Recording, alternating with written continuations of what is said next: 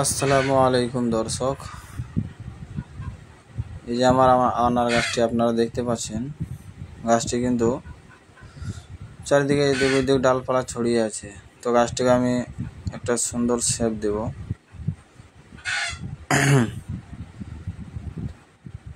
এখানে গাছটি দুটো ডালে কিন্তু রাখবো আমি। এই ডালটা এদিক ওদিক ছড়িয়ে গেছে, এইদিকে ঝুলিয়ে চলে আসছে। আপনারা আনার গাছ সবসময় 2 থেকে 2.5 ফিট নিচে থেকে বাদ দিয়ে তারপর থেকে আপনার ডালপালা নেবেন, গাছকে ঝোপালো করবেন। 2 থেকে 2.5 ফিটের ওই মধ্যে কোনো যেন ডালপালা না থাকে নিচে, তাহলে আপনার গাছের গোড়াতে খুব সুন্দর রোদ পাবে, সূর্যের আলোটা পাবে, গাছটা ভালো হবে।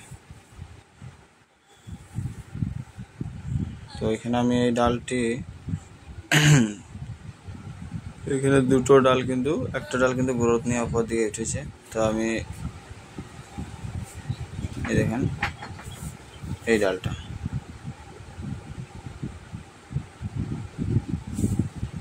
তো আমি ওইটাই রাখবো, আর বাকি ডালগুলো কেটে দেবো কাটার নিয়ে।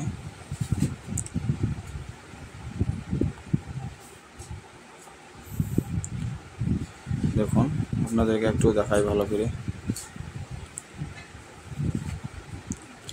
এই ডালটা কেটে দিলাম, আর সুন্দর হেলদি ডাল ছিল কিন্তু তাও কেটে দিলাম।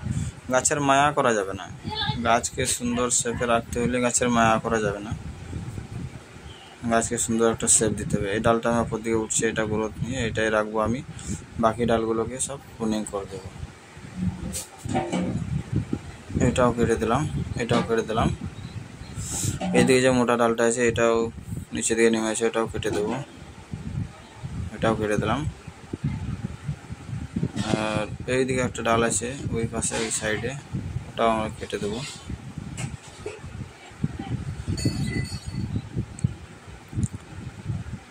এই ডালটা যেহেতু কেটে দিলাম, এই ডালটা খুব সুন্দরভাবে গ্রোথ নিয়ে উঠবে। এই ডালটাও কেটে দেবো, আর এইদিকে যে ডালটা আছে এটাও কেটে দেবো, এইটা কেটে দেবো।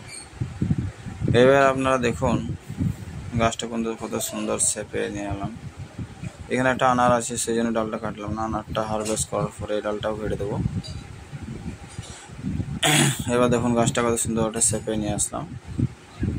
এই ডালটা যেহেতু রেখে দিলাম, এটা উপর দিকে উঠে যাবে গ্রোথ নিয়ে। তো আপনারা অবশ্যই কাটা জায়গাগুলোতে ফাঙ্গিসাইড লাগিয়ে দেবেন।